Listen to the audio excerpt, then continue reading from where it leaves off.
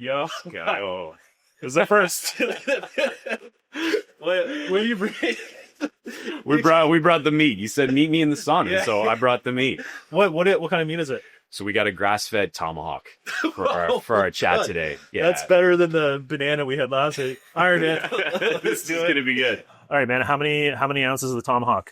So we've got a 36-ounce tomahawk to take down together. Okay. I don't know if we're gonna get it all through in the sauna, but we're gonna do our best. Well, we got Alex here, and he's 21 and likes to eat, so I think we'll be okay. That's right. What's the best way to cook one of these? So I do these on a reverse sear. Okay. So you're low and slow in the oven, and then you're taking this out, searing it off on the pan, and then we're gonna garnish. Obviously, we don't have a kitchen in house here, but we're gonna do our best. So yeah, that's what I like to do.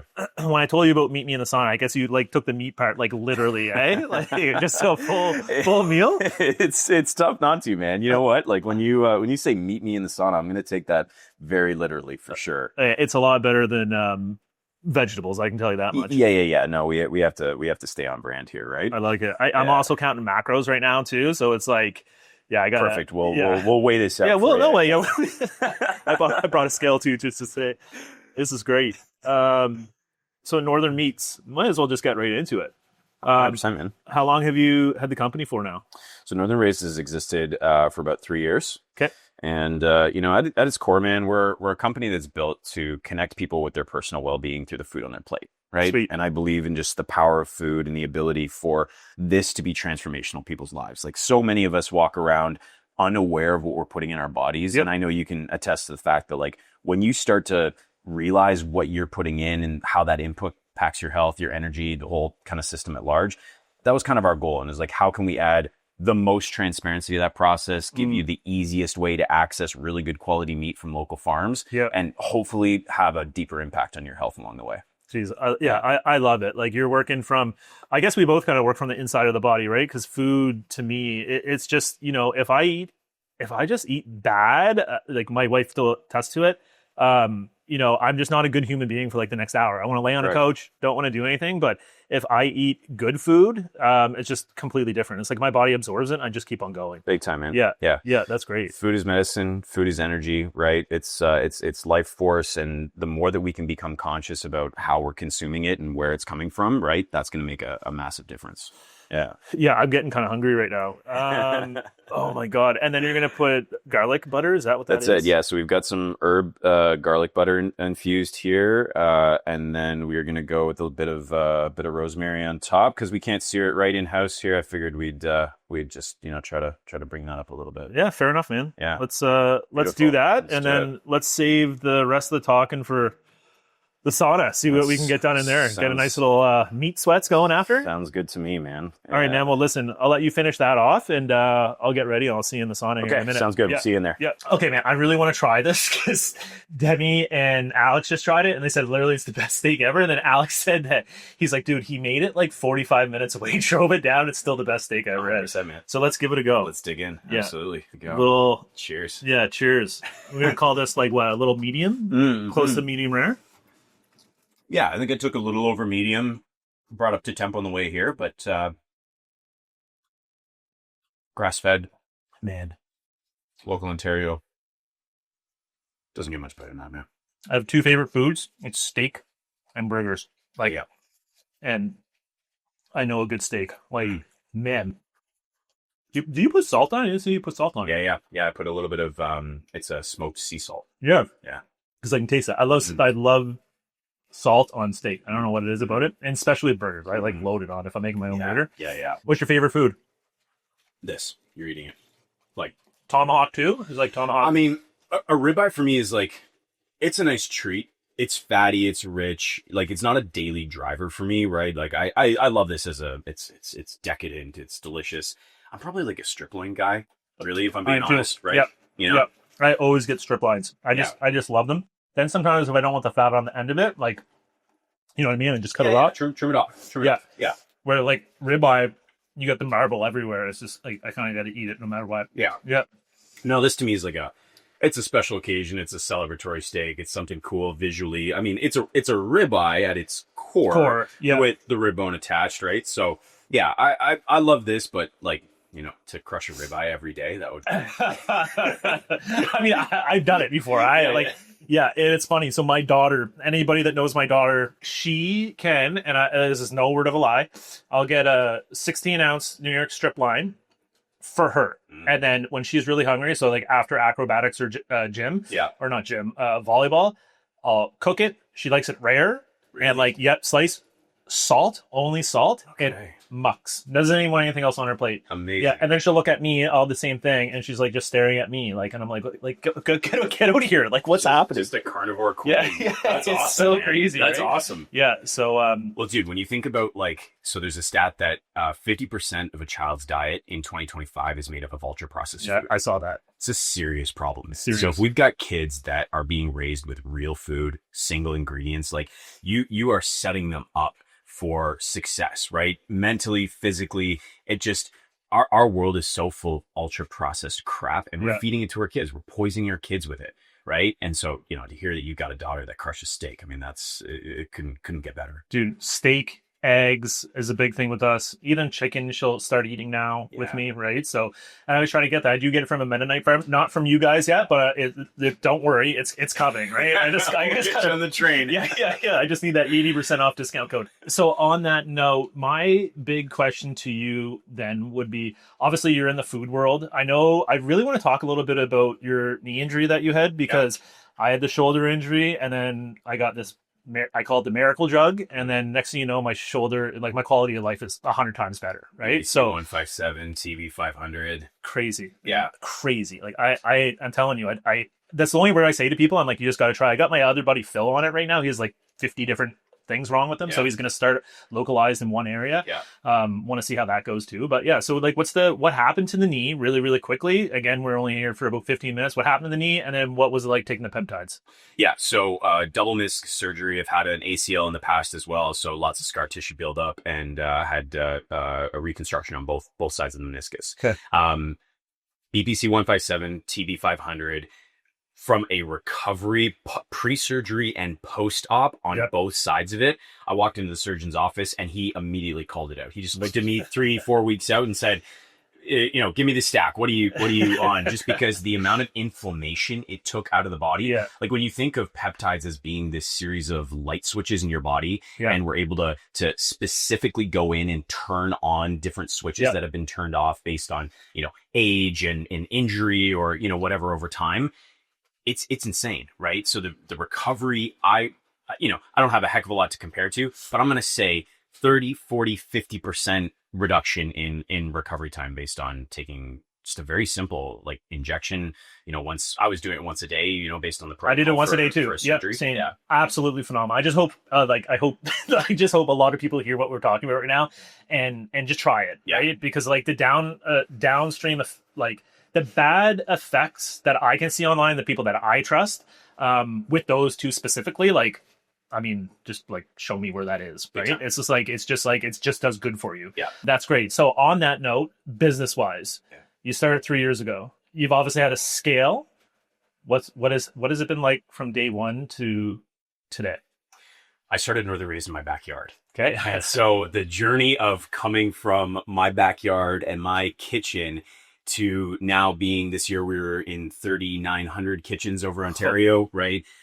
It's been a very cool journey, right? And that process of the business evolution of, bootstrapping something right for your backyard to now being, across the province and being, one of the recognizable, kind of farm to table meat distribution companies. It's been a super cool journey, and I'm incredibly grateful for it, incredibly grateful for the community that we've built and, the people that support us along the way. And I hope that the quality of food speaks for itself. And I know we talked earlier about, just kind of that mission of like wanting to connect people with really good quality food, but also connect that to how it makes them feel. Yeah, that's a big thing, right? So I just have a question. I could be setting myself up for failure here. So on day one, you started in your backyard, you have you as an employee, right? Yeah. How many employees do you have right now? So right now we are customer service, finance, myself, my co-founder, and then warehouse staff. And the warehouse staff can kind of fluctuate up and down. So give me a ballpark. 4 guys. So at any given time, 2, 3, 6 of us. There's 6 of you. Yep. You know what? One thing, as you were talking, I didn't even realize it till I was sitting here right now. is that you as a small business owner, right? Me as a small business owner, think about them people that you now employ. They get to put a roof over their heads and maybe their kids' heads, right? That's like something that's like really overlooked. And I literally overlooked it till this moment right now when you brought that up. How does that feel to know that you're employing people and those people have like gainful employment? It's amazing, man. We are in the people first business. Not only from, I mean, the food is the food, the way that the business shows up to your doorstep and the logistics and, everything else that happens behind the scenes. As you know, as a business operator, Yeah. it's immense. It's a massive lift. But in my mind, we have always been a people first business. So whether it's our employees or thinking down chain to the families that are ingesting the food, right? Yeah. And when you build a business on a people first ethos, I think it takes you so much further rather than kind of desensitizing or separating yourself from the people that you're serving. Like, I didn't build a business to make umpteen millions and millions of dollars and not think about the humans that are impacted by what we're building every single day, right? Yeah. The people that support us as customers, the people that support us internally. I am not a one-man show. I'm not in fact, I'm the weakest player on my team, Yeah. right? Like I bring in the people that are so much better than me in their specific niches, and they have been what has helped our business grow. Yeah, I think that's a big thing for people like that want to think about business that haven't got into it, or maybe are on the fence or just got into it and they're like trying to figure out that world. Because it took me about like 6 months to kind of just figure things out, right? And one of the biggest things is like, I can't do everything. Like, I can't be a micromanager. I can't. So I need to hire really, really good people, right? And I can train you on the job, or even better, I have a great accountant / bookkeeper. Well, I don't want to have to deal with books. So you know what? I'm just going to outsource that to you. I'm going to pay you X amount every single month, and I don't have to worry about it, right? Yeah. So what is something, or what are a few things that you've had to learn? It's like, hey man, I just can't. I don't have the time. I don't have the bandwidth to do it, even though I would love to do it. I'm going to trust this person and these other people to do it. The back end stuff, I mean, is the immediate stuff. And as an early business entrepreneur, bootstrap in the thing when you don't have a massive budget to deploy a huge, team towards it, finding the right people that are experts in their field and you're able to just kind of plug them in and then grow and evolve with them over time. That's been the game changer for us. From day one, I couldn't afford to, spend $100,000 on an accountant or a CFO or something like that. So I brought in people that were excited and passionate about the brand, compensated them for the work that they could do for us now, and we've grown together. Our customer service rep, Rachel, she's actually a day one customer. Oh. She was a customer before she was a part of our team, saw what we were doing, saw what we were building, and has just, grown and grown and grown with us to the point now where she was employee number one and runs like 60-70% of the customer side of our business now. Do you have like CRM lists and like you outsource that? So you had to buy software for that, or how does that work for the management of it? Yeah. No, honestly, we have like our in-house technology. So we built our platform from an e-com perspective. We built our own custom technology for our platform. And so that inherently has like its own built-in CRM, if you will. Yeah. So all of that data is contained in-house. We didn't go outside to source that. Okay. So where are you at 5 years? Where's your business at in 5 years? Me personally, in 5 years, I'm doing much of the same that I'm doing now, man. Just at scale, right? Yep. It's trying to be a little bit better than I was yesterday. Being a good father, being a good steward of the the community and the business that I've got today, and just a guy that's trying to just be a slightly better version of himself. From a business perspective, we're 5, 6, 7x of where we are today, right? Delivering out of province. We'd love to, get national with this. Right now we're on Ontario only.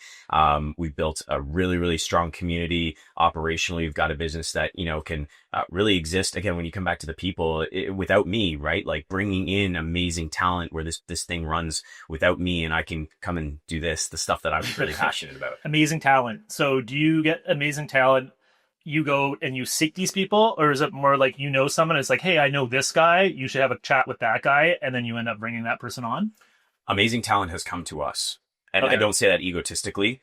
I say that in a way that we have operated with a strong set of core values. We've operated in integrity. We're passionate about what we do, and we find passion adjacent people, and they have come to us in this. And to me, it's getting out of my own way. When you talk about the challenges of being an early entrepreneur, like getting out of my own way to recognize that the people that come in are not a threat to me losing control of the business. They're an asset, right? They're there to help. Yeah. And that was a huge lesson learned early on that, hey, if we're just true to who we are and we keep ourselves open to the right opportunities and the right people, they're going to show up for us. I don't need to go, find a recruiter. Maybe that day comes, right? And where I got to go seek out specific talent. But at this point in the game, man, it's been the community that's rallied around us to bring us the right people. That's great. It's fine. I'm just going to say this. It's always going to be on camera now. When I first met you, that wasn't that long ago.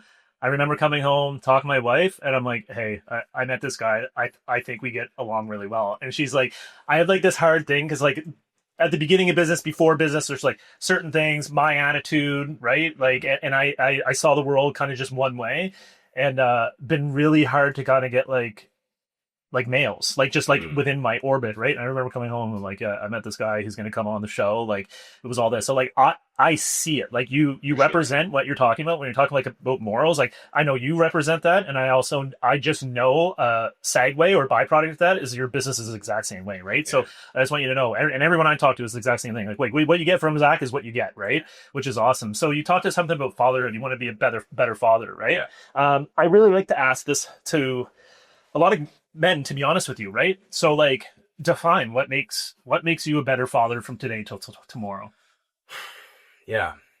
A more present version of myself. It's the first thing you have to say. You don't need to go further. Yeah. Anybody watching this, be present. I have strayed away from that. I just want to say it, but I'll let you keep on going with that thought, but let 100% being present. Yeah. That's what it is. I mean, my kids are 5 and 2. All they require from me in this moment is for me to be here, right? They don't need dad to be anything more than here. Now, I'm hopefully exemplifying lots of different characteristics and habits and disciplines in my life that help motivate them and give them, some type of example to set for them. But truly, man, it's time. It's quality investment. It's intentional investment. It's not being a passive father. I have an intention around how I want to raise my sons. And that has always been a meaningful thing to me. And that's what I hope to be better at. I totally agree. I always say like, don't get into the check mark thing, right? It's like, oh, they had volleyball this weekend, check mark, I was there, right? Now I don't have to go for another 2 months, right? Oh, you want to go on a walk today? Okay, so we got that. Now I know for the next month, I'm in the good books. I don't need to go for another walk, right? Like I always say, like, be present for our kids right now. They have so many social devices. They all want phones now. They want to like this person's photo, not like that person. They want to gang up on there's literally there's data to support all this, right? And it's just my big thing. It's just like, just be present. I think if you're a good human being and you're present with your kid, like you're going to raise a good human being, right? End of day. Yeah. Not overcomplicating that process. To your point, we live in this like distraction generation where our kids, even way more than you and I were the come home when the lights come out generation. Yeah. Our kids are not that. I always broke the rule, but yeah. Yeah.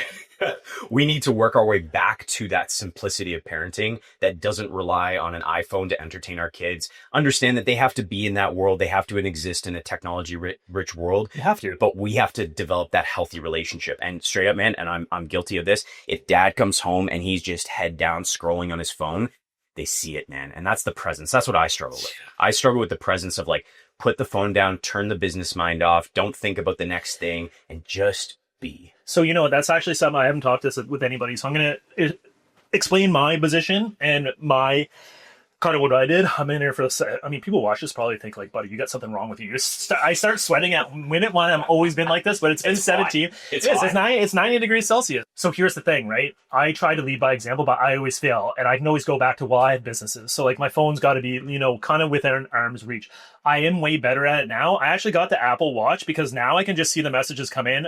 Don't have to go to a phone. I can just be like, oh, like this is not pertinent. And you know how many times in a run of a day where I'm like, this is not pertinent? 95%. That means I'm not picking up my phone. The other 95. That means when I'm at home, my daughter's not seeing me on my phone, right? She's just like, oh, I don't need to scroll. I didn't need to, I put Instagram into a folder on the 4th page. Like, I don't want to swipe 3 times and press a button to go. I just leave it alone. It's just like, hey, it's like mind over matter now. It's just like, it's not even there for me anymore, right? So how do you think, and have you thought about it, how can you change that as a business owner though, knowing that like, I got to be looking at stuff. I got to be on top of things, right? When you're home at nighttime. I guess I should specify that, home at nighttime. Yeah. Just very vulnerably, man, I'm not doing a good job of it. Okay, calling you out. Okay, let's go. I'm just not. Okay. Right? There is that part of me that requires The brain, it's the fear that if I turn the brain off and I turn the business off and I put the phone down, that it's all going to crumble. Right. And is that a real fear or is that a rational fear? No. This is a fictional narrative that I've built, because every time, and I'm a big believer in stacking proof to surmount inner beliefs, right? So if I have an inner belief about myself that, like, I put that phone down and my business fails, I crumble, I don't have what it takes, kind of thing. How can I stack little bits of proof over time to essentially reprogram my brain to show that it's not true, so that I can go back in the archives and be like, dude, when you put your phone down last week and you were just with your kids, nothing happened. No, it was all good. In fact, your business did better because you came back more refreshed, more present, and never mind, time with the kids, time with self, right? To just be cool with, even in this moment, man, just to be cool with being here with you. Now we're doing something that's kind of business related for both of us, but this is also just, it's my passion, my pleasure to have a great conversation with you. How can I remember that this moment and doing this type of work is what benefits my life so much more than thinking I had to answer one more email or dive into that spreadsheet one more time or care about the zero again, right? Again, right? Yeah. All right, man, listen, this isn't going to come out for a little bit, but I'm going to challenge you during that time before it comes up. What time does your kid go to bed? 8 o'clock. 8 o'clock, right? 6:30 to 8. You put your phone in a different room. You don't know where that room is. Turn the ringer on vibrate. Try that 3 nights a week. And when we talk in a couple months' time, tell me how it's going. Because you're either going to say, well, it's gone so well, I don't do it 3 times a week. I do it every single night. Or you're going to be like, well, it was so hard, man, I gave up, right? But it's just a challenge, because like that right there will give you that hour and a half back, where I have found it so beneficial. I'm not scrolling. I'm not looking at spreadsheets. I'm not looking at bank accounts. I'm looking at absolutely nothing. And I'm there. My wife is there. My kid is there. We're good to go. Deal. All right, man. Thank you so much for meeting me in the sauna. You know what? I actually forgot to ask you some fun GTA questions. Yeah. We got a cold plunge right there. Do you want to go in for 2 minutes? Let's do it. All right. Yeah. Let's go. Okay. In the GTA, favorite place to get a steak if you're going out to eat? Favorite steak that I'm going out to eat? Dude, you're putting me in stock in Toronto. Oh, man. So they have my favorite stock PC? Yeah. That one? I go to Janus. Yeah. They have the best burger. Amazing. You gotta try the burger. So now I gotta try their steak. Yeah. Okay, I'm gonna try to see my dough Friday night. So that's just my own thing. If you want to get dessert anywhere's in the GTA, where you know? Oh, dessert.